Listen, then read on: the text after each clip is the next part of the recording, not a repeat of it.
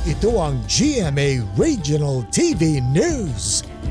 Libo-libong deboto ng Senyor Santo Niño ang nakibahagi sa tradisyong Penitential Walk with Jesus sa Cebu City.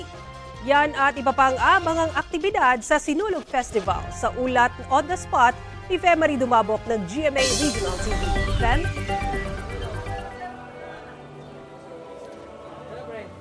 Sara, hindi nga nagpapigil sa ulan ng libo-libong deboto ng Senyor Santo Niño dito sa Cebu City na sumama sa Penitential Walk with Jesus kaninang madaling araw.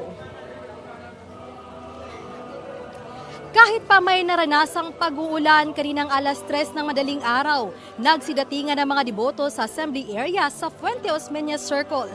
Ang taunang Walk with Jesus ang hudyat ng pagsisimula ng 9-day novena para sa 460th Fiesta Senior.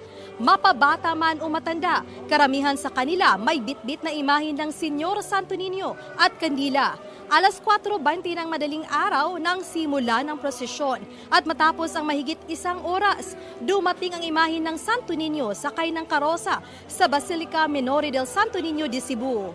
Hindi mahulog ang karayom sa Pilgrim Center dahil sa dami ng mga deboto. Pagdating ng karosa, agad na sinimula ng unang misa na pinangunahan ni Reverend Father Andres Rivera Jr., OSA, ang rektor ng Basilica Minore del Santo Niño. Dahil nasa 5,000 lang ang maximum capacity ng compound ng simbahan, hindi na nakapasok ang maraming deboto na mas pinili na lang na manatili sa labas ng simbahan para makadalo ng misa.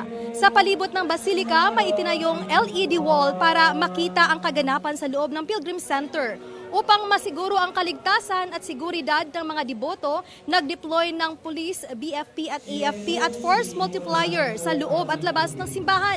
May mga medical station at personnel rin sa paligid at sa loob ng compound ng basilika. Sara, halos kada oras ang isinasagawang misa nobinaryo hanggang alas 7 ng gabi sa loob ng 9 na araw. At sa susunod na Biyernes, January 17, gagawin ang Walk with Mary at traslasyon at susunod ito ng Fluvial Procession sa Sabado, January 18. At sa January 19 naman, gaganapin ang taunang Sinulog Grand Parade. Viva Pit Senyor! Sara? Femari Dumabok ng GMA Regional TV.